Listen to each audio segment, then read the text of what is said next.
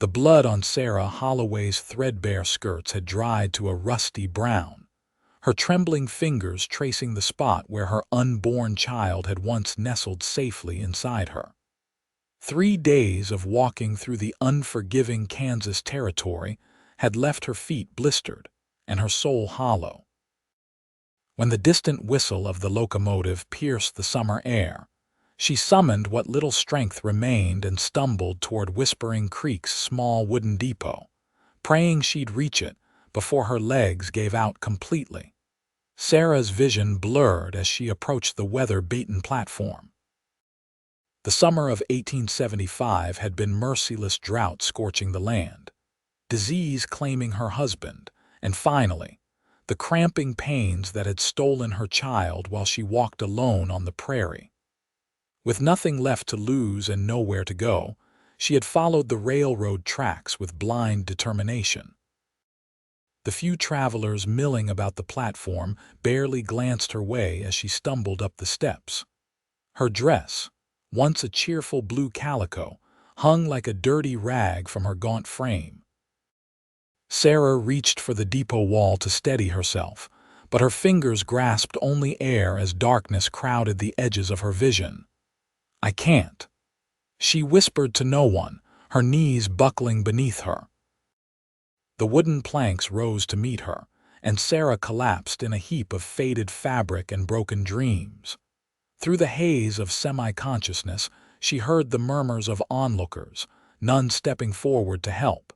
Her empty hands splayed uselessly against the rough wood. "Stand back, folks. Give the lady some air." The deep voice cut through her fog as a pair of worn leather boots appeared in her line of sight. A man knelt beside her, his face shadowed by a wide-brimmed hat. Sarah flinched when he reached toward her. "Don't be afraid, madam. You're safe now." The stranger gently lifted her to a sitting position, supporting her weight with a strong arm.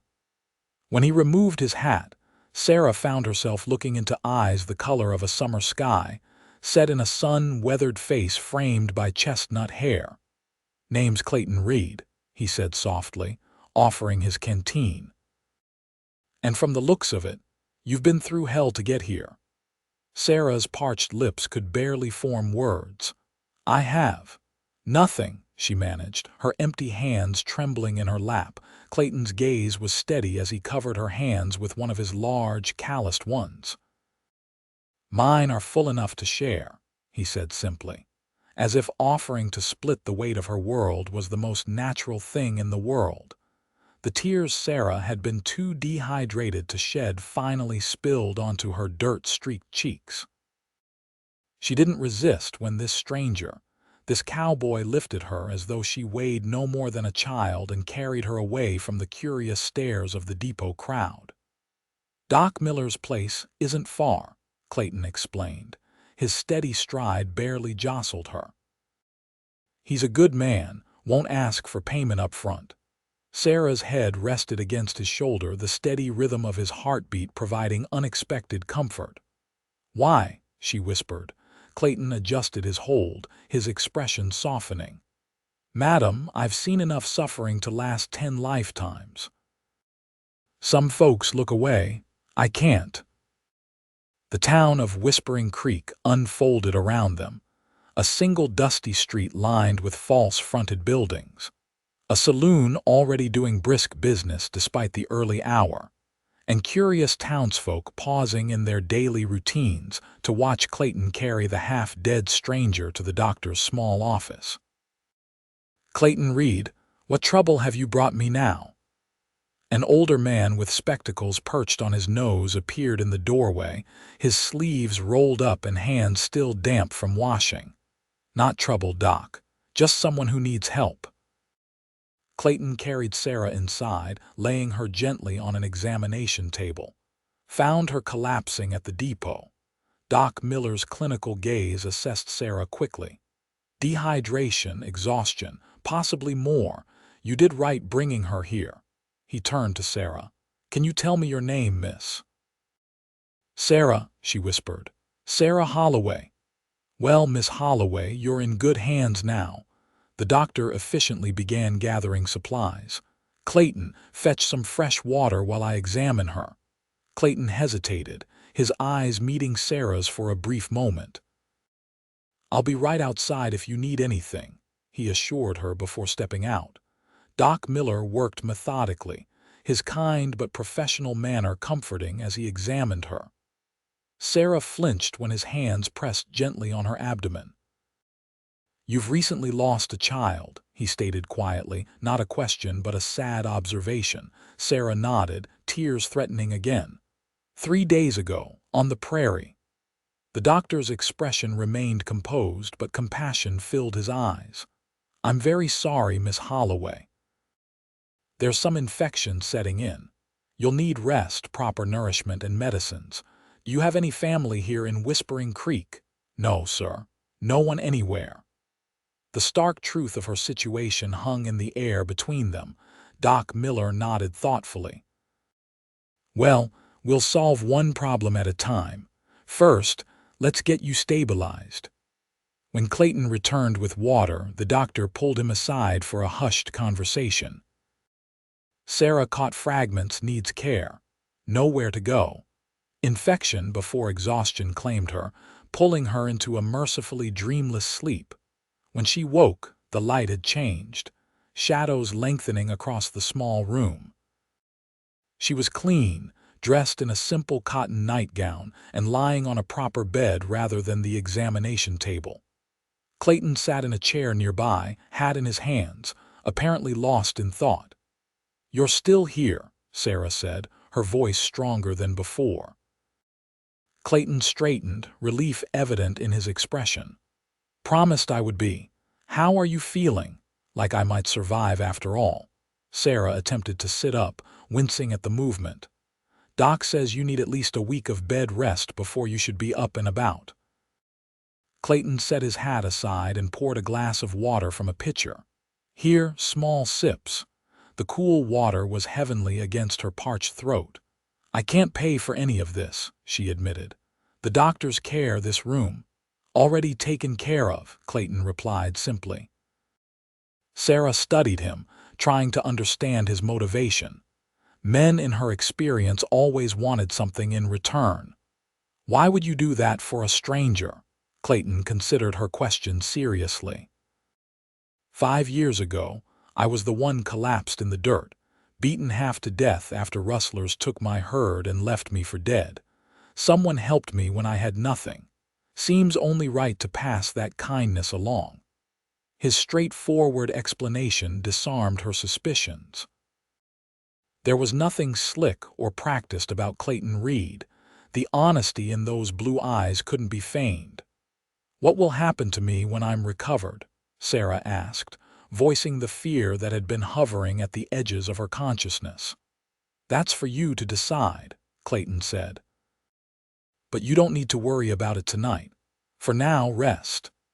As if summoned by their conversation, Doc Miller appeared in the doorway. "Ah, our patient is awake. How's the pain, Miss Holloway?" "Manageable," Sarah answered, though in truth every part of her ached. The doctor nodded knowingly. "I've prepared a tonic that will help with both pain and infection. Clayton, perhaps you could see about bringing some broth from Mrs. Porter's boarding house. Our patient needs nourishment." "Of course." Clayton stood, settling his hat on his head. Before leaving, he hesitated. "I'll be back, Miss Holloway. You have my word." Over the next 3 days, Sarah's strength gradually returned. The infection responded to Doc Miller's treatments, and the regular meals always delivered by Clayton restored some color to her cheeks. He never stayed long, seeming to sense her wariness, but his brief visits became something she looked forward to with increasing anticipation. On the 4th morning, Sarah awoke to find a parcel wrapped in brown paper at the foot of her bed. Inside was a simple but clean dress, undergarments, and a pair of sturdy boots. "Clayton brought those by at dawn," Doc Miller explained when he came to check on her. "Said a lady should have her dignity when she's on the mend." The thoughtfulness of the gesture brought unexpected tears to Sarah's eyes. She'd grown unaccustomed to kindness during her marriage to Thomas Holloway, a man whose sweet courting had dissolved into bitterness and blame once they'd exchanged vows. Later that afternoon, dressed in her new clothes and feeling almost human again, Sarah was sitting by the window when Clayton arrived. He stopped short in the doorway, hat in hand, looking momentarily taken aback. "Miss Holloway," he said with a slight nod. "It's good to see you up and about." "Thanks to you." Sarah gestured to her dress. "This was very kind. I don't know how I'll repay you." Clayton shook his head. "No repayment necessary." He shifted somewhat awkwardly. "I've come with a proposition, though, if you're willing to hear it." Sarah tensed, old wariness returning. Here it was the price for his generosity. Noticing her reaction, Clayton quickly added, "It's just a job offer, madam, nothing improper." "A job?" Sarah relaxed slightly. "Yes. I own a small ranch about 3 miles outside of town. My housekeeper, Mrs. Bryan, is getting on in years and could use help with cooking and such. It would be a respectable position with your own room, meals provided, and fair wages." He rushed through the explanation, as if expecting rejection. "You'd never be alone with me. Mrs. Bryan lives in the house too. Your reputation would be safe." The offer took Sarah by surprise. "You barely know me, Mr. Reed." "I know enough," he said simply. "You're down on your luck but not broken by it. That says something about a person's character." Sarah considered the proposal carefully. Her options were limited: no family to return to, no funds for travel, and her skills as a farmer's wife wouldn't earn her much in town. "Would I be able to leave if I wished?" she asked cautiously. "Anytime. And I'd pay your stage fare wherever you wanted to go." Clayton's straightforward answer reassured her. "But there's no rush to decide. Doc says you need another few days of rest anyway." Sarah nodded slowly. "I'll consider it, Mr. Reed." "Clayton," he corrected with a slight smile. "If we're to be employer and employee, we might as well use first names." "Clayton," she repeated, testing the name. "Then you must call me Sarah." A week later, Sarah found herself in a wagon beside Clayton, heading toward his ranch. Doc Miller had declared her recovered enough to leave his care, though he'd sent along medicines and instructions for continued rest. The late August heat shimmered across the prairie, but a steady breeze made the journey bearable. "It's not much compared to some of the bigger spreads," Clayton said as they crested a rise, revealing a modest ranch house nestled against a stand of cottonwoods. A barn, corral, and several outbuildings completed the picture. "But it's mine, free and clear." Pride colored his voice, and Sarah could understand why. In this harsh country, carving out any kind of home was an achievement. "It looks peaceful," she offered. Clayton's smile was warm. "Most days it is, though come roundup time it's anything but." As they approached, an older woman emerged from the house, shading her eyes against the sun. Mrs. Bryan proved to be a sturdy, no-nonsense widow with iron-gray hair and shrewd eyes that assessed Sarah thoroughly. "So you're the girl Clayton's been fussing over," she said by way of greeting. "Good. We need another pair of hands around here. These cowboys can eat more than a plague of locusts." Sarah couldn't help but smile at the woman's directness. "I'm happy to help however I can, Mrs. Bryan. Call me Agnes. Mrs. Bryan makes me feel like I'm in church." She turned to Clayton. "I've got her room ready and there's stew for supper. Now stop hovering and let me show the girl around." Clayton tipped his hat. "Yes, madam, I'll see to the horses." Agnes led Sarah into a surprisingly comfortable home. The main room served as both parlor and dining area, with a large stone fireplace dominating one wall.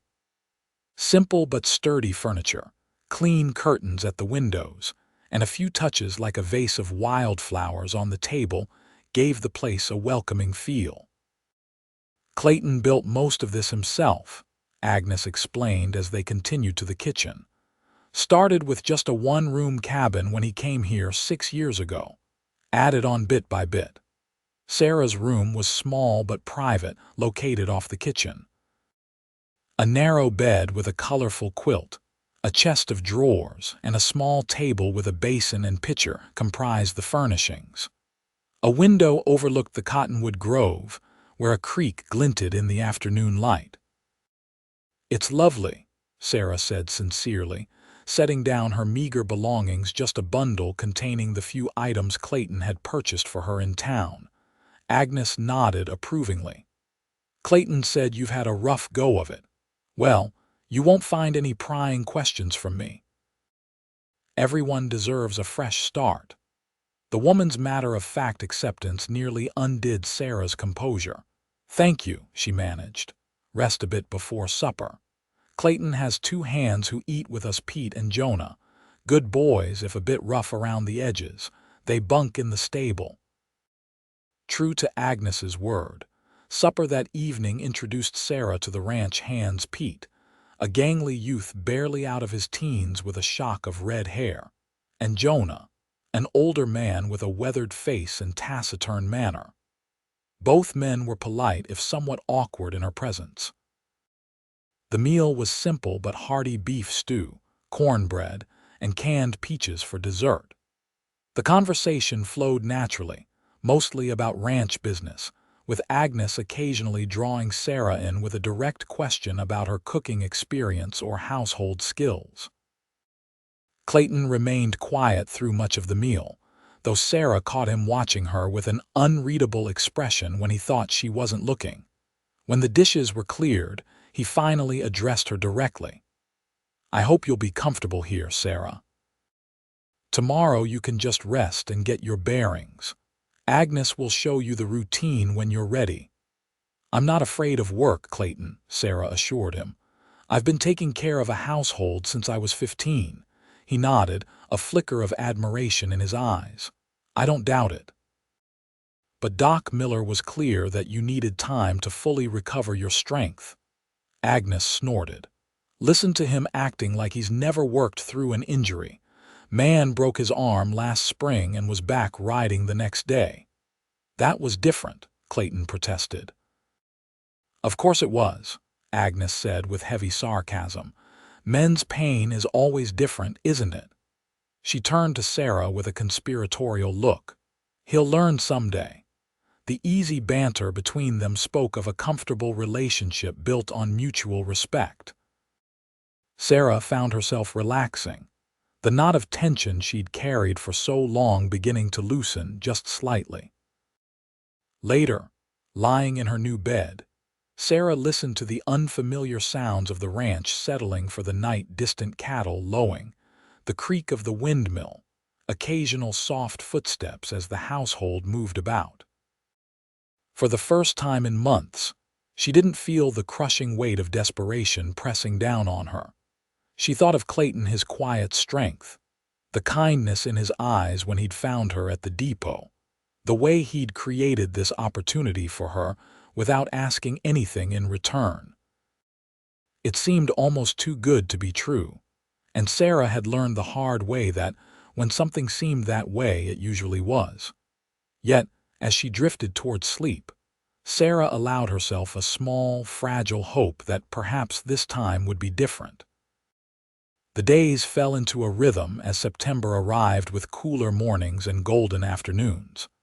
Sarah's strength returned steadily, and she gradually took on more responsibilities in the household. Agnes proved to be an excellent teacher, patient but exacting in her standards.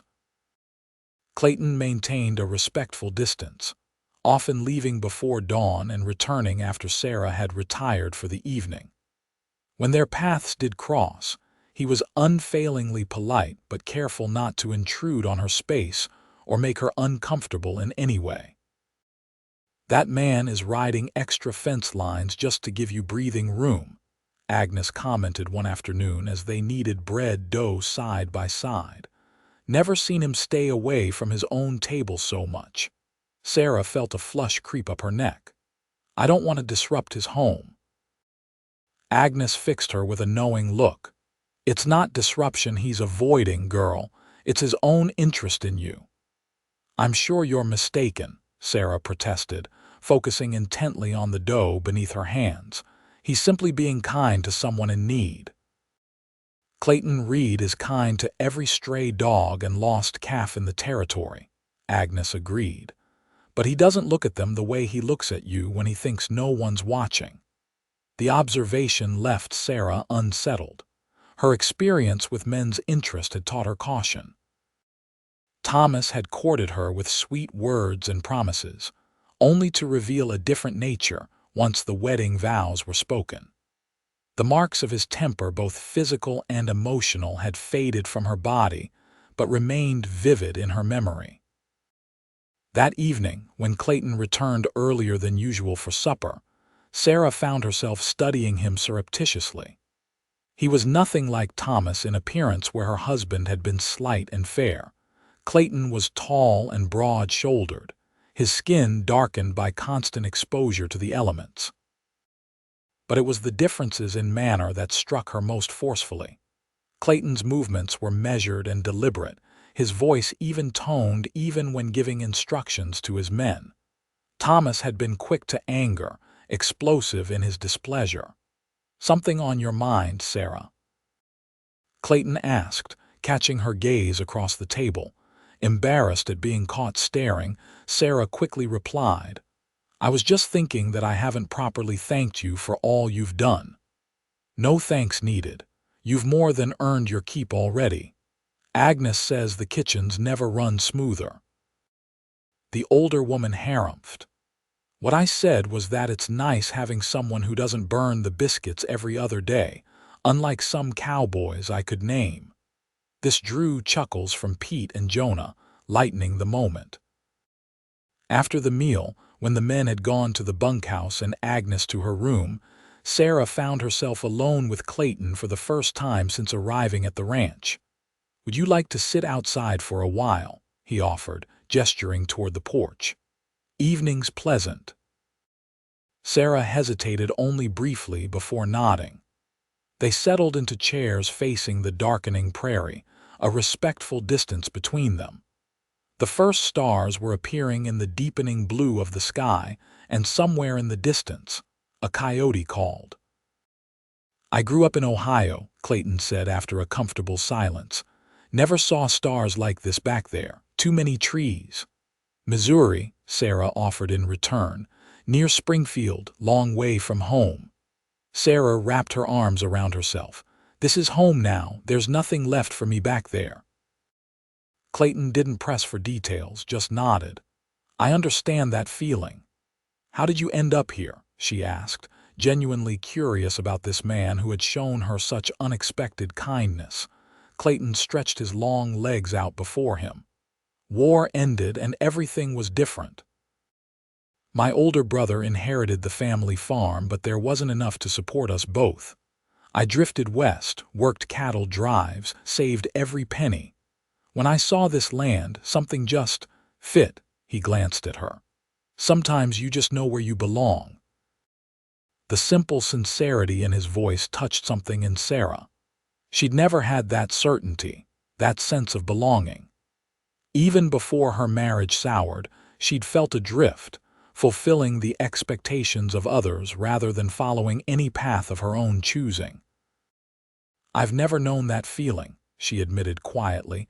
Clayton's expression softened in the fading light. "Maybe you will someday." They sat in companionable silence until the air grew chill and Sarah rose to go inside. At the door, she paused. "Thank you for the conversation, Clayton. It was nice." His smile was warm. "Anytime, Sarah." That night, for the first time since losing her baby, Sarah dreamed not of what she had lost, but of possibilities that might lie ahead. October painted the prairie in russet and gold, bringing with it the cattle roundup. The ranch became a hive of activity as neighboring ranchers sent hands to help gather scattered cattle for market. Sarah and Agnes worked from dawn until well after dusk, feeding the hungry crews that returned each evening caked with dust and ravenous. "You're a godsend," Agnes declared on the third night as they washed the mountain of dishes left by 12 hungry men. Last year I thought I might drop dead before roundup ended. Sarah smiled, though fatigue pulled at her muscles. I'm glad to be useful. More than useful, the older woman corrected. You've brought life back to this place. Even Clayton's noticed, said yesterday it's starting to feel like a real home. The words warmed Sarah more than they should have. Over the weeks, she'd grown increasingly aware of Clayton, his quiet strength, the respect he showed to everyone from the youngest ranch hand to the oldest neighbor, the gentle way he handled animals in distress. He wasn't a man given to excessive talk or grand gestures, but his actions spoke volumes about his character. Several times, she'd caught him watching her with an expression that made her heart beat faster, though he always quickly looked away when she noticed. Their evening conversations on the porch had become a quiet ritual, a peaceful interlude they both seemed to treasure. On the final night of roundup, the neighboring ranchers and their hands gathered for a celebratory supper. Sarah had spent the day preparing, baking pies and roasting 2 entire beeves that Clayton had provided for the occasion.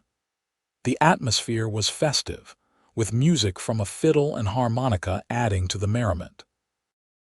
Miss Sarah, these are the finest apple pies this side of the Mississippi, declared Mr. Thornton, one of the older ranchers, as he helped himself to a second generous slice.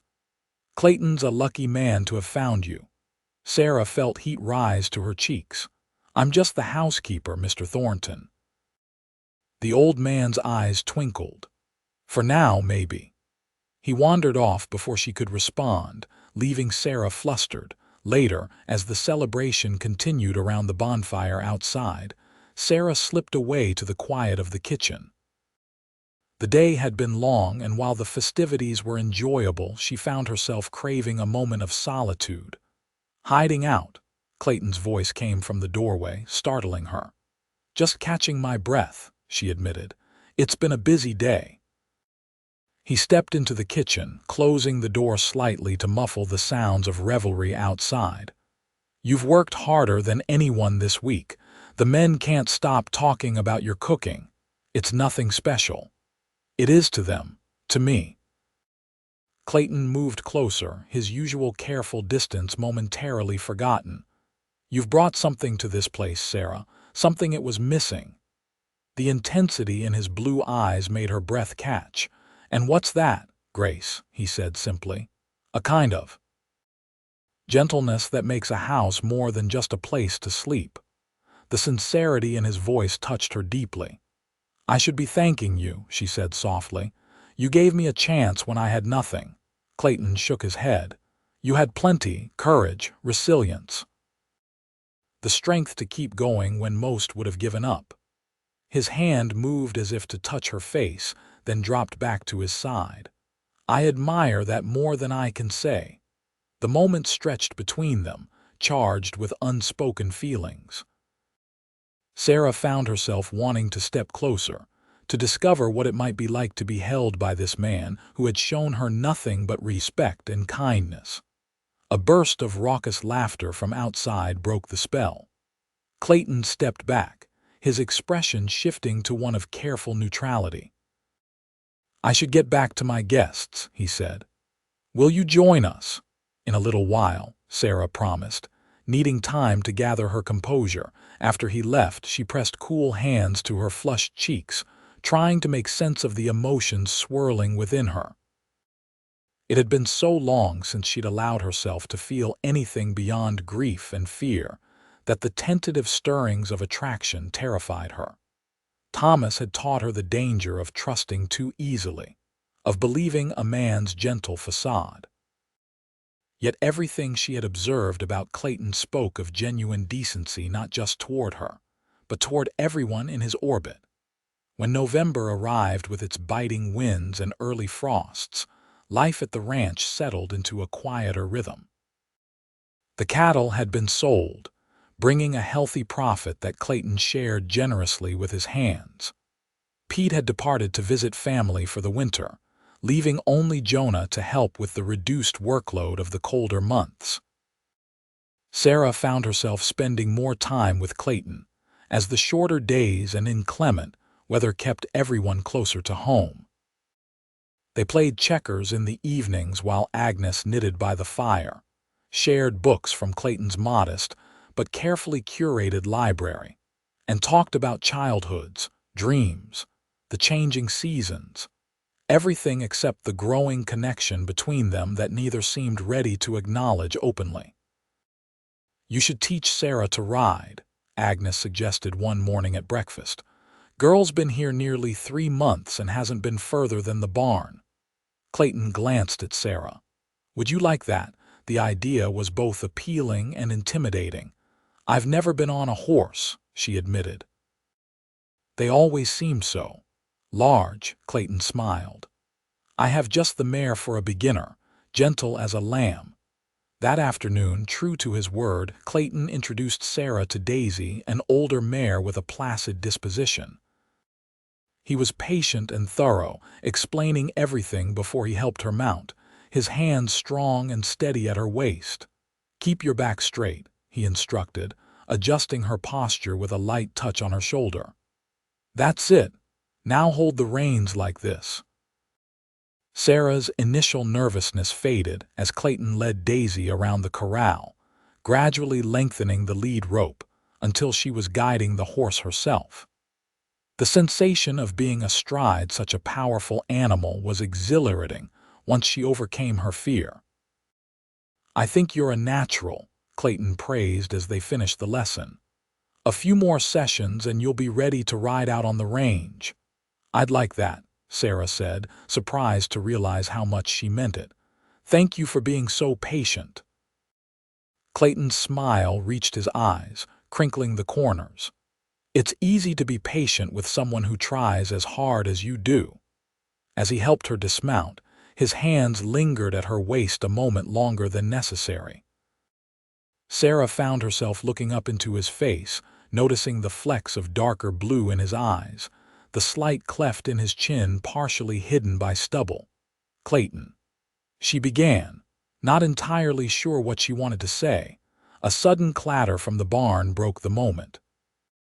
Jonah emerged, apologizing for dropping a bucket, oblivious to the interrupted connection between them. These moments of near acknowledgement became more frequent as November deepened toward winter.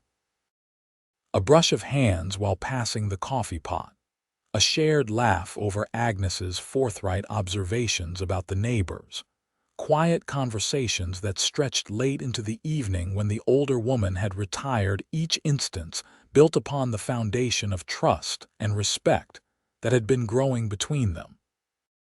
Yet something held Sarah back from the final step of opening her heart completely. The memory of Thomas, his charming courtship followed by cruel disillusionment, created a barrier she couldn't quite dismantle, despite all evidence that Clayton was nothing like her late husband. The first significant snowfall came in early December, blanketing the ranch in pristine white. Sarah stood at the kitchen window that morning, watching the transformed landscape with childlike wonder. "Beautiful, isn't it?" Clayton's voice came from behind her. "First snow always feels like the world's being made new." Sarah nodded, not turning around. "It covers everything broken and makes it whole again, at least for a little while." Clayton moved to stand beside her, close enough that she could feel the warmth radiating from him. "Some things that seem broken can be mended for good, not just covered up temporarily." The quiet certainty in his voice drew her gaze to his face. He was looking not at the snow but at her, his expression open and unguarded. "I'm not sure I believe that," she whispered. "I do." Clayton hesitated, then reached slowly for her hand, giving her every opportunity to pull away. When she didn't, he enfolded her smaller hand in his. "Sarah, Clayton, Sarah," Agnes's voice called from the front of the house. "Come quick, Ryder coming in looks half frozen." The urgency in the housekeeper's tone broke the moment. Clayton released Sarah's hand with obvious reluctance and hurried toward the front door, Sarah following close behind. Through the swirling snow, a figure on horseback approached, slumped precariously in the saddle. Clayton was already pulling on his coat as he stepped onto the porch. "Stay here," he instructed, then plunged into the snow toward the struggling rider. Sarah and Agnes watched anxiously as Clayton reached the horse, steadying both animal and rider before helping the person dismount. Even from a distance, Sarah could see that the stranger could barely stand, leaning heavily on Clayton as they made their slow way toward the house. "It's a woman," Agnes murmured in surprise as they drew closer. Indeed, the snow-covered figure was female young, perhaps in her early 20s, with a face that might have been pretty if not blue tinged with cold. Her clothes were woefully inadequate for the weather. "Inside, quickly," Agnes directed as Clayton half carried the woman up the porch steps. "Bring her by the fire." They settled the semi-conscious stranger in the chair closest to the hearth. Agnes efficiently removed the woman's frozen outer garments while Sarah hurried to prepare hot tea. "Can you tell us your name, miss?" Clayton asked gently, kneeling beside the chair. The woman's eyes fluttered open, fear and exhaustion evident in her gaze. "Charlotte," she whispered through chattering teeth. "Charlotte Wilson." "You're safe now, Charlotte," he assured her. "What brings you out in weather like this?" "Running," she managed, accepting the tea Sarah offered with trembling hands. "My husband. He'll kill me if he finds me." The words struck Sarah like a physical blow. This young woman's desperate flight echoed her own experience too closely for comfort. Clayton's expression hardened slightly. "No one will harm you here, you have my word." Charlotte's eyes filled with tears. "He'll come looking. Marcus always finds me." "Let him come," Agnes said firmly, tucking a blanket around the young woman's shoulders. "He'll find more than he bargained for at the Reed Ranch." Charlotte seemed to relax marginally at their unified response. As color gradually returned to her face, Sarah noticed the fading bruise along her jawline, partially concealed by her long brown hair. The sight awakened memories. Sarah had worked hard to suppress her own bruises, her own fear, her own desperate flight. "You need rest," she told Charlotte gently. "I'll prepare a room for you." As Sarah busied herself making up the small guest room, her mind raced with conflicting emotions. Compassion for Charlotte warred with the fear that her presence might bring danger to this place that had become a sanctuary. And beneath it all ran a current of recognition. This could have been her, if Clayton hadn't found her that day at the depot. When she returned to the main room, Charlotte had fallen asleep in the chair. Clayton motioned Sarah outside to the porch where they could speak privately. "This complicates things," he said quietly, his breath frosting in the cold air. "If her husband is as dangerous as she believes." "We can't turn her away," Sarah said firmly. Clayton's eyes softened. "I wasn't suggesting that, just thinking about how to keep everyone safe." He sighed, running a hand through his hair. "Whispering Creek Sheriff isn't worth much in a real crisis. We'll need to handle this ourselves." "You think her husband will actually come here? If he's the type of man who beats his wife, then yes, I think his pride will demand it." Clayton's jaw tightened. Men like that consider their wives property, not people. The accuracy of his assessment struck Sarah forcefully. Thomas had viewed her exactly that way, as something he owned, something he could use or abuse according to his whims. "I know," she said softly. Clayton studied her face for a long moment, understanding dawning in his eyes. "Your husband." He began hesitantly. Sarah nodded, unable to meet his gaze. "Thomas wasn't kind, especially when he drank." A muscle worked in Clayton's jaw, but his voice remained gentle. "Is that why you were alone when I found you?" "Partly." Sarah wrapped her arms around herself against the chill. He died of fever last summer. I thought things would get better then, but—" Her voice caught. "I discovered I was with child. I tried to make a go of the farm alone, but the drought came, and then—" She couldn't continue, the pain of her lost baby still too raw. Clayton stepped closer, his expression pained. "Sarah, I'm so sorry. I lost the baby on the road," she whispered. "3 days before you found me, I had nothing left, no home, no family, not even the child I'd hoped might give me a reason to keep going." Without asking permission, Clayton drew her into his arms. Sarah stiffened momentarily, then melted against him, accepting the comfort she'd denied herself for so long. His embrace was gentle but secure, his chest solid beneath her cheek. "You have a home now," he murmured against her hair, "for as long as you want it." Sarah pulled back slightly to look up at him, struck by the sincerity in his eyes. "Why are you so good to me?" Clayton's hand came up to cup her cheek, his touch reverent. "Because from the moment I saw you at that depot, something in me recognized something in you.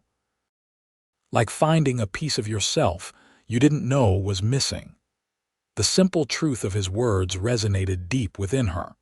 Before she could respond, however, Agnes called from inside the house. Charlotte had awakened and was becoming agitated.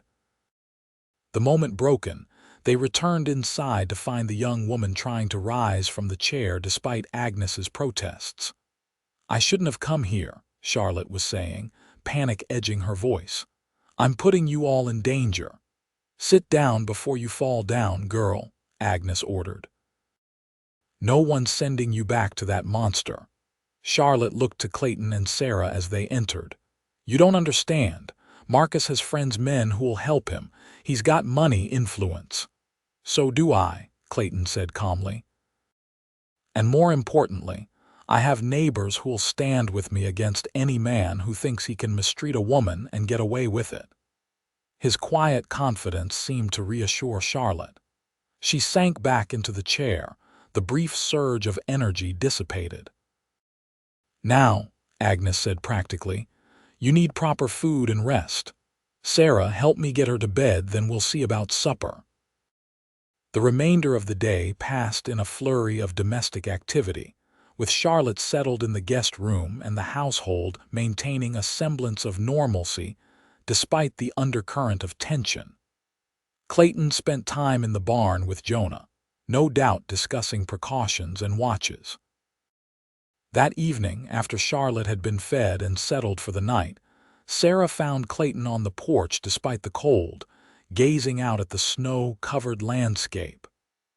"Agnes thinks the storm will keep anyone from traveling for at least a day or two," she said, joining him. Clayton nodded. "Gives us time to prepare, at least." They stood in companionable silence for a moment before Clayton spoke again. "I meant what I said earlier, Sarah, about this being your home for as long as you want." Sarah studied his profile in the dim light spilling from the window. "What if I wanted it to be my home forever?" Clayton turned to her, hope and caution warring in his expression. "Are you saying what I think you're saying?" "I'm saying that I've come to care for you, Clayton Reed."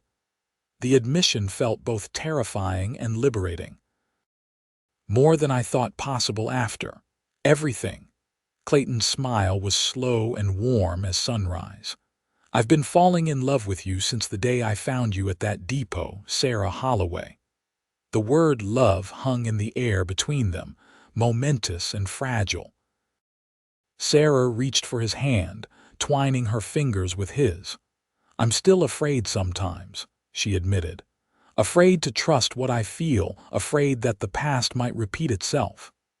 "I can't promise that life won't bring hardships," Clayton said, drawing her closer. "But I can promise that you'll never face them alone again, and I can promise that these hands will never cause you pain." He lifted their joined hands. "They're full enough to share whatever burden comes our way." The echo of his words from that first day brought tears to Sarah's eyes. Slowly, giving her every chance to withdraw, Clayton lowered his face to hers. Their first kiss was gentle, a question rather than a demand, And Sarah answered by leaning into him, allowing herself to believe in this new beginning. When they separated, Clayton rested his forehead against hers. "I love you, Sarah." "And I love you," she whispered back, the words no longer frightening but freeing. The peaceful moment was shattered by Jonah's shout from the barn. "Riders coming, at least 3 of them." Clayton straightened immediately, his expression shifting from tender to alert. "Get inside," he told Sarah. "Wake Agnes and stay with Charlotte." "But please, Sarah, I need to know you're safe." Reluctantly, she complied, hurrying inside to alert Agnes. The older woman was already awake, a shotgun in her capable hands. "I heard," she said grimly. "Get Charlotte up and dressed. If things go bad, there's a cellar door under the pantry rug. Leads to a storm shelter Clayton dug last spring." Sarah nodded, grateful for Agnes's practical approach. She hurried to the guest room where Charlotte was sitting up in bed, her face pale with fear. "He's found me," she whispered. "I knew he would." "We don't know that yet," Sarah said with more confidence than she felt. "But you need to get dressed, just in case." As Charlotte dressed with shaking hands, Sarah peered out the window. In the yard, illuminated by the light from the house and the nearly full moon reflecting off the snow, she could see Clayton and Jonah standing side by side, rifles ready but not raised. 3 mounted men approached slowly, their breath and that of their horses creating plumes of vapor in the cold night air. The lead rider, a well-dressed man in his 30s, reined in his horse a few yards from the porch. Even from a distance, Sarah could see the arrogance in his bearing. "I've come for my wife," his voice carried clearly through the night air. "Send her out and we'll be on our way." "Your wife isn't property to be claimed," Clayton replied evenly. "She's made her choice to leave you, and I respect that choice." "The man Marcus Wilson," Sarah presumed, laughed coldly. "A woman doesn't get to choose against her husband's wishes. The law is on my side, Cowboy." "Maybe in town," Clayton conceded, "but out here we have different standards. A man who beats his wife isn't welcome on my land." Marcus's posture stiffened. "You're making accusations you can't back up, Mr. Reed, Clayton Reed, and I don't need to back them up. The bruises on Charlotte's face speak for themselves." One of the other riders shifted uncomfortably, but Marcus's expression hardened. "Charlotte is confused, emotional. She needs her husband's guidance." "What she needs is safety," Clayton countered, "and she's found it here." Marcus's hand moved toward his coat, and both Clayton and Jonah raised their rifles slightly. "I wouldn't," Clayton warned. "Neither of us would hesitate to defend our home." For a tense moment, Sarah thought violence was inevitable. Then Marcus withdrew his hand slowly, his face twisted with fury. "This isn't over," he spat. "I'll be back with the sheriff." "You do that," Clayton replied calmly. "And I'll have witnesses ready to testify about your wife's condition when she arrived here." With a final glare, Marcus wheeled his horse around. "Let's go," he snapped at his companions. "We'll handle this properly." The 3 riders departed, their figures gradually disappearing into the snowy darkness. Only when they were completely out of sight did Clayton and Jonah lower their rifles. Sarah released a breath she hadn't realized she was holding.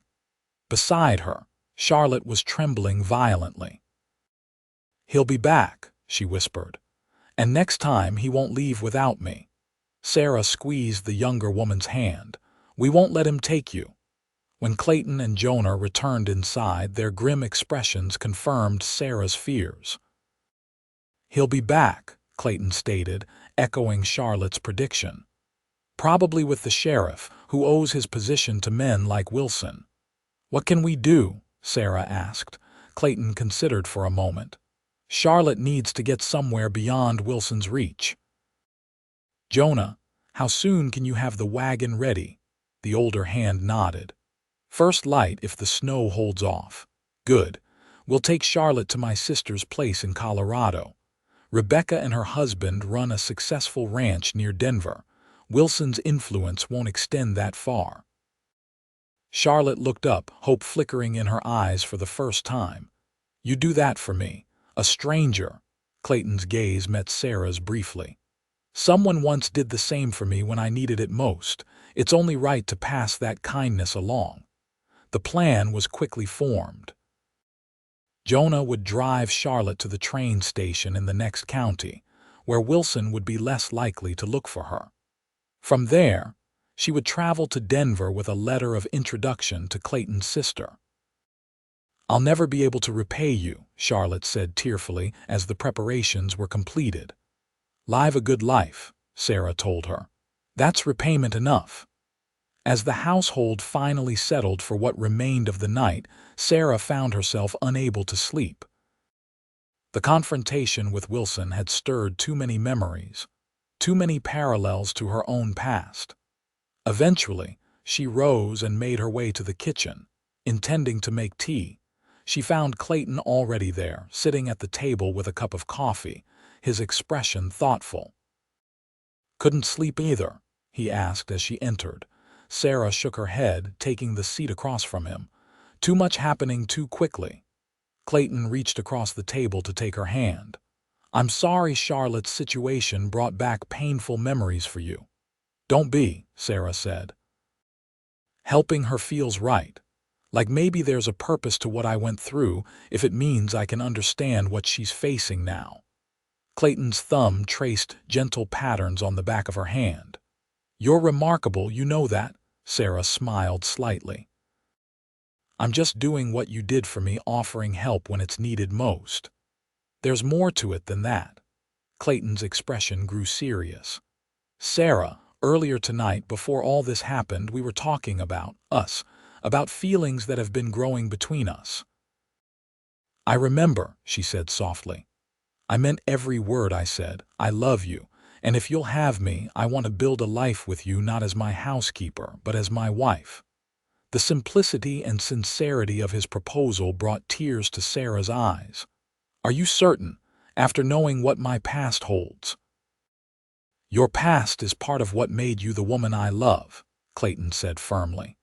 The strength it took to survive what you did, to keep going when it would have been easier to give up, that's what I admire most about you. Sarah rose from her chair and moved around the table to stand before him. Clayton looked up at her, hope and vulnerability equally visible in his expression. Yes, she said, her voice steady despite the tears on her cheeks. I'll marry you, Clayton Reed. Joy transformed his features as he stood, gathering her gently into his arms. This time when they kissed, there was no hesitation, only the certainty of two people who had found in each other exactly what they needed most. Dawn brought a flurry of activity as Jonah prepared the wagon and Agnes packed provisions for Charlotte's journey. Despite the happiness of their engagement, Sarah and Clayton remained focused on ensuring the young woman's safe departure. The snows stopped, but the trail will be slow going, Jonah reported as he loaded the last of the supplies. We should reach the station by nightfall if we leave now. Clayton nodded, handing him a sealed envelope. This contains enough money for Charlotte's ticket and expenses, plus a letter to Rebecca explaining the situation. Charlotte emerged from the house, wrapped in warm clothing borrowed from Sarah and Agnes. Her face was composed, though fear still lingered in her eyes. I don't know how to thank you all, she said, embracing each of them in turn. Stay safe, write when you can, and live well, Agnes instructed gruffly, though her eyes were suspiciously bright. Sarah hugged the younger woman tightly. You're stronger than you know. Remember that. Clayton helped Charlotte into the wagon beside Jonah. If Wilson shows up after you're gone, we'll handle him, he assured her. Just focus on your fresh start. As the wagon pulled away, Sarah slipped her hand into Clayton's. Do you think she'll be all right? Rebecca will see to it, he said confidently. My sister has a soft heart for those in need, but she's as tough as they come when facing down bullies. They watched until the wagon disappeared around a bend in the snow-covered road. When they turned back toward the house, Agnes was waiting on the porch, her expression knowing. "So," she said without preamble, "when's the wedding?" Clayton laughed, his arm settling around Sarah's shoulders. "News travels fast around here." "These old eyes still work fine," Agnes retorted. "I saw the way you two were looking at each other this morning. About time, if you ask me."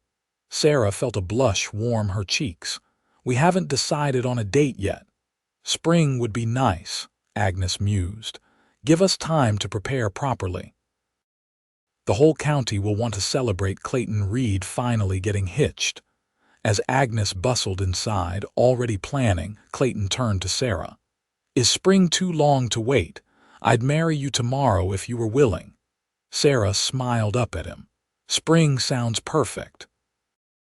"Time to be sure this is what you truly want." "I've never been more certain of anything," Clayton assured her, drawing her close. "But spring it is. A new beginning in a season of new beginnings." True to Sarah's prediction, Marcus Wilson returned 3 days later with the sheriff in tow.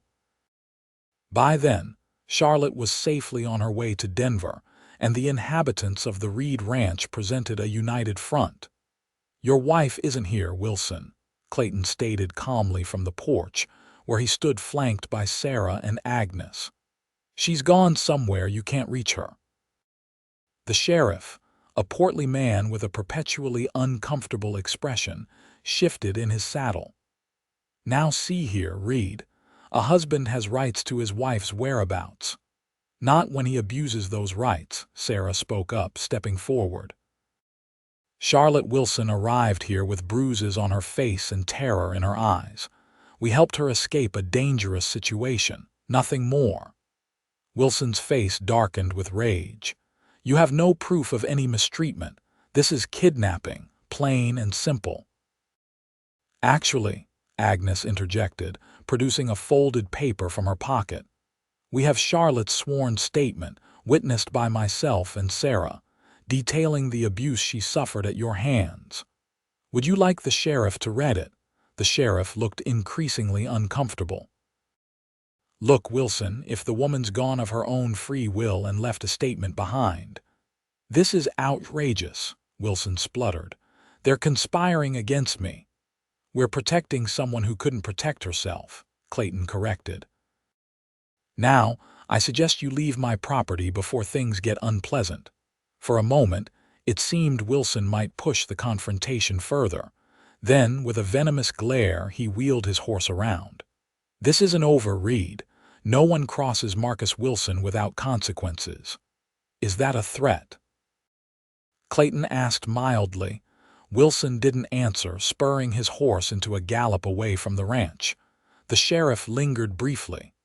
"You've made an enemy today, Reed," he warned. "Wilson has influence in these parts." "So do I," Clayton replied evenly. "And unlike Wilson, I have the respect of my neighbors." "Good day, Sheriff." After the lawman departed, Sarah released a shaky breath. "Do you think he'll cause more trouble?" Clayton put his arm around her shoulders. "Possibly, but nothing we can't handle together." The weeks that followed were peaceful, with no further appearance by Wilson. A letter arrived from Clayton's sister confirming Charlotte's safe arrival and warm welcome at their Colorado ranch. With that worry eased, Sarah and Clayton turned their attention to planning their spring wedding. Word of their engagement spread quickly through the surrounding community. Neighbors dropped by with congratulations and offers of help for the celebration.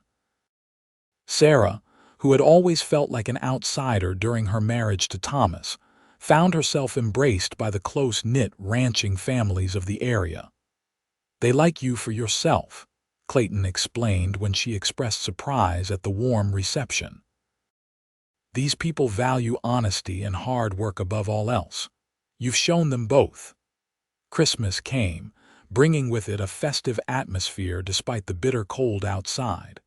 Clayton surprised Sarah with a delicate gold ring, a small pearl nestled in an intricate setting. "It was my mother's," he explained as he slipped it onto her finger. "She made me promise to give it only to the woman who captured my heart completely." Sarah touched the pearl gently. "It's beautiful. I'll treasure it always." Agnes presented them with a wedding quilt she'd been secretly working on for months. And even taciturn, Jonah contributed a pair of hand-carved wooden horses. "For luck," he explained gruffly. As winter deepened, Sarah and Clayton grew ever closer. Their evening conversations expanded to include dreams for the future improvements to the ranch, possibly children someday, travels they might undertake together. Each shared hope strengthened the bond between them. February brought an unexpected letter from Charlotte. She was thriving in Colorado, having found work as a schoolteacher in the town near Rebecca's ranch. More surprisingly, she reported that Marcus had filed for divorce, apparently deciding that pursuing her wasn't worth the embarrassment of having his abusive behavior made public. "She's free," Sarah said wonderingly after Clayton read the letter aloud. "Truly free to build a new life." "Just as you are," Clayton pointed out, taking her hand. Sarah nodded, realizing the truth of his words. The shadows of her past were fading, replaced by the bright promise of a future with this man who had offered his fullness when she had nothing. March arrived with warming days, and the first hints of green returning to the prairie. Wedding preparations accelerated as the chosen date, the first Saturday in April, approached. Agnes took charge of the household arrangements, while Clayton and his men prepared the barn for the celebration that would follow the ceremony. A week before the wedding, Sarah rode with Clayton to town, confident now on horseback after months of practice. They needed final supplies and planned to confirm arrangements with the minister. Whispering Creek was bustling with spring activity. As they tied their horses outside the general store, several townsfolk called out congratulations. Sarah smiled, still adjusting to being the focus of such friendly attention. Inside the store, Mrs. Porter, the proprietor's wife, immediately launched into excited chatter about the upcoming wedding. "The whole town's talking about it," she confided. "Everyone says it's about time Clayton Reed found himself a bride." Clayton laughed good-naturedly. "I was waiting for the right woman." Mrs. Porter beamed at Sarah, "and found her in the most unexpected way. It's like something from a novel."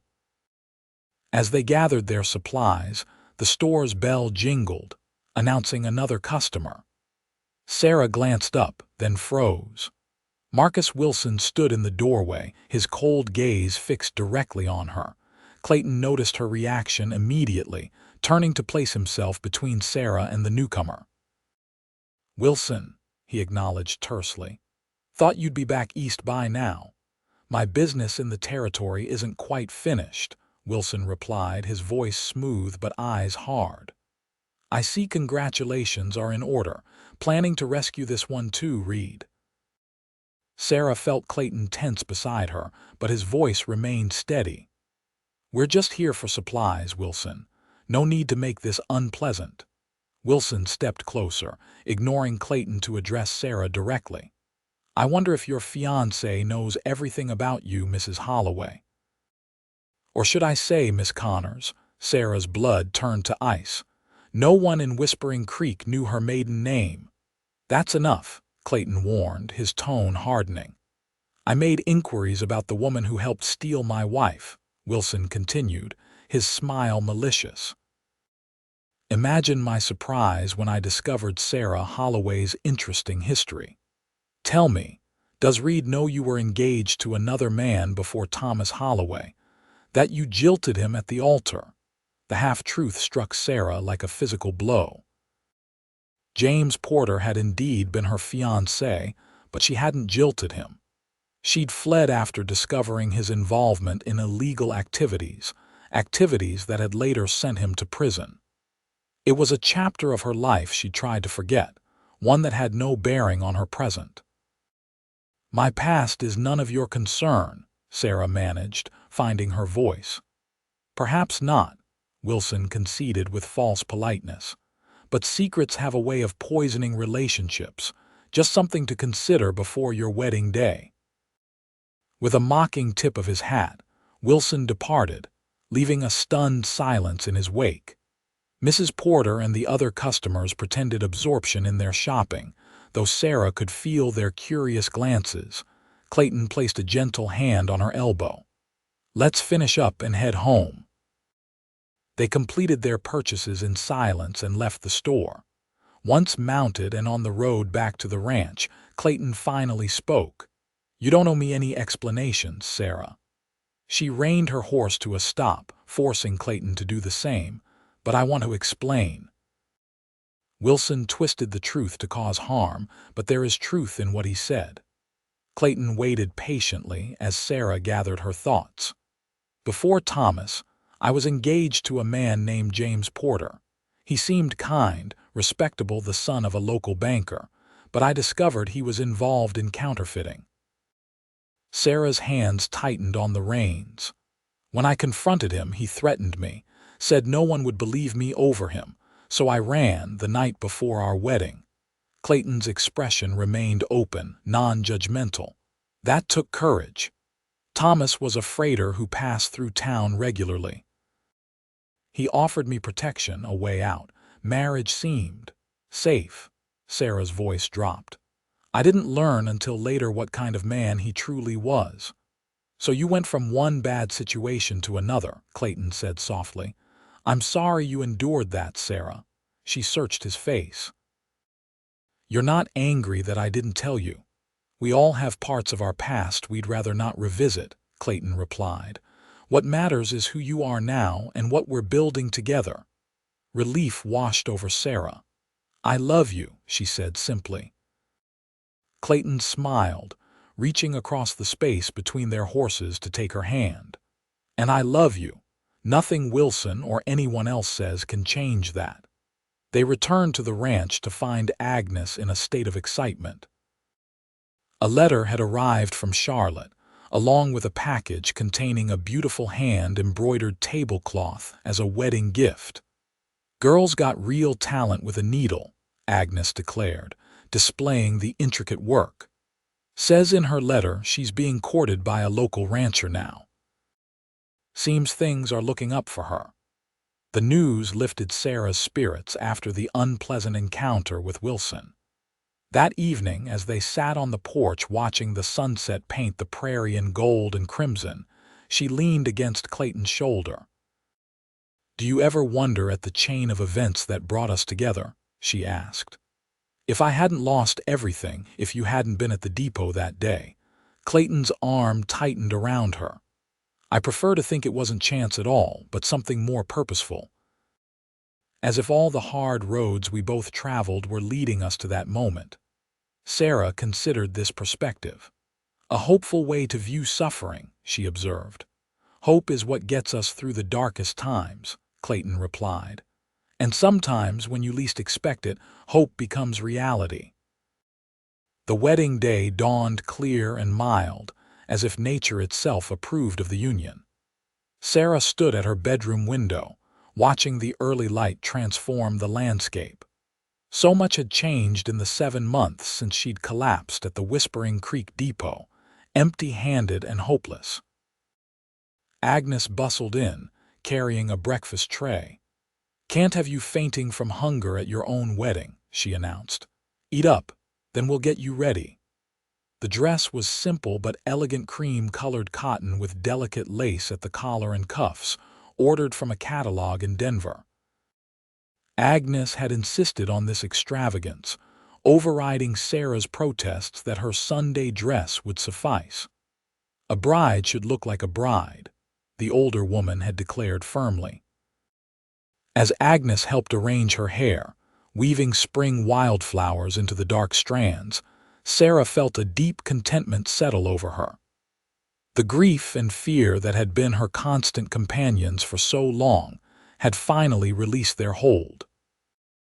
By mid-morning, guests began arriving: neighboring ranchers and their families, townspeople from Whispering Creek, even Doc Miller, who had treated Sarah those first desperate days. The ceremony would take place in the front yard, where Clayton had built an arch entwined with early blooming vines. A knock at the door revealed Jonah, looking uncomfortable in his Sunday best. "It's time, Miss Sarah," he announced. "Everyone's ready." Taking a deep breath, Sarah followed him outside. The gathering of friends and neighbors parted to create an aisle leading to where Clayton waited beside the minister. When he saw her, Clayton's face transformed with a joy so pure it brought tears to Sarah's eyes. Each step toward him felt like a step away from her painful past and into a future filled with promise. When she reached his side, Clayton took her hands in his touch steady and warm. "Dearly beloved," the minister began, his voice carrying across the hushed gathering. The traditional words washed over Sarah as she gazed into Clayton's eyes. When it came time for their vows, his voice was clear and certain.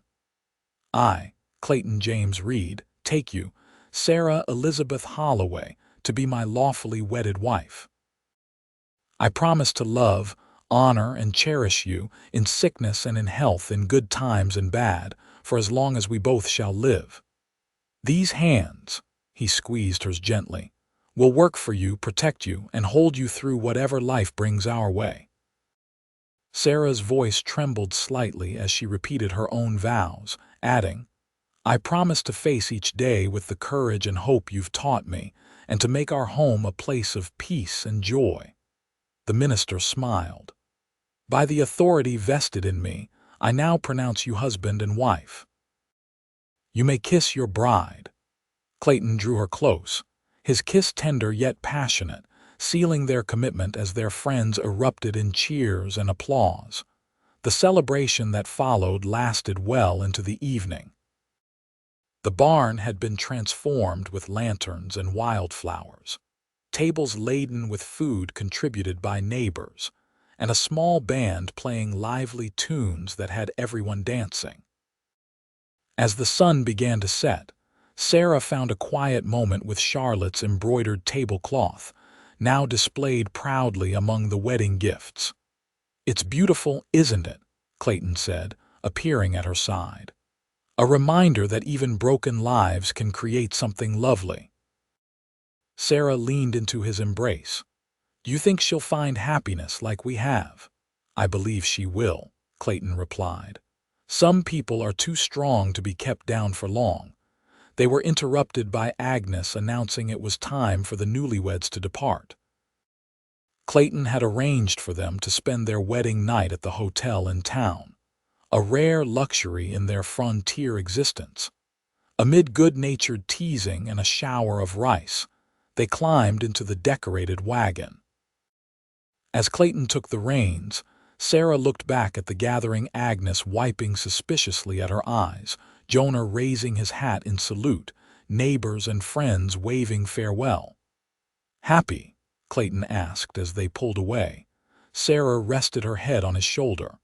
"More than I ever imagined possible." The hotel room was modest but clean, with a large bed covered in a patchwork quilt and a vase of fresh flowers on the dresser, a thoughtful touch from the proprietor's wife. As Clayton closed the door behind them, a momentary shyness fell between them. "I've dreamed of this moment," Clayton admitted, setting down their small traveling bag, "of calling you my wife." Sarah moved into his arms, her earlier nervousness melting away. "And I've dreamed of being yours completely." Their kiss deepened, years of loneliness dissolving in the warmth of their embrace. Clayton's touch was gentle yet passionate as they discovered each other fully for the first time. Their union, a perfect culmination of the love that had grown between them. Afterward, lying in the circle of Clayton's arms as moonlight filtered through the curtains, Sarah felt a peace she'd never known before. "What are you thinking?" Clayton asked, his fingers tracing lazy patterns on her bare shoulder. "That happiness is possible, even after great loss," she replied. "That emptiness can be filled, broken things mended." Clayton kissed her forehead. And that sometimes when two people with empty and full hands come together, they create something greater than either could alone. Sarah smiled, nestling closer to her husband's warmth. Our hands are both full now, and they always will be, Clayton promised, as long as we have each other.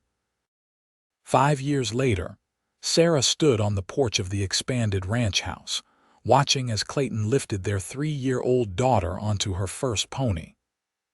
Little Emma squealed with delight, her dark curls bouncing as the gentle animal took a few steps with Clayton leading it carefully around the yard. "Not too fast now," Sarah called, one hand resting on her swollen belly where their second child grew steadily. "She's a natural, just like her mama," Clayton called back proudly. "Going to be riding the range before we know it." Agnes emerged from the house, wiping her hands on her apron. Now in her 70s, she had refused all suggestions of retirement, though she had grudgingly accepted help from the young woman who came in 3 times a week. "That child's fearless," she observed with approval. "Takes after both of you." Sarah smiled, thinking of how far they had all come. The ranch had prospered under Clayton's careful management, allowing them to build a larger home with proper bedrooms for their growing family. Jonah remained a fixture, now promoted to foreman with 2 younger hands working under him. The previous winter had brought news of Charlotte's marriage to the rancher who had been courting her. Her letter, filled with happiness, had included a photograph of her with her new husband, both looking radiantly content. As for Marcus Wilson, he had eventually left the territory after his business interests suffered significant losses due in no small part to the influential ranchers who had rallied around Clayton after learning of Wilson's threats and behavior. "Letter came while you were napping," Agnes said, handing Sarah an envelope. "From back east by the look of it." Sarah recognized the handwriting immediately. Doc Miller, who had retired to Philadelphia the previous year to live with his daughter. She opened it eagerly, scanning the contents. "Good news?" Agnes inquired. "The best," Sarah confirmed. "Doc writes that he's found a specialist who's had success treating women who have lost babies the way I did.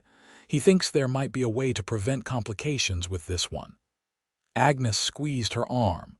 "The Lord provides in His own time." Clayton joined them, carrying a tired but happy Emma. "What's this about Doc Miller?" Sarah shared the letter's contents, watching hope bloom in her husband's eyes.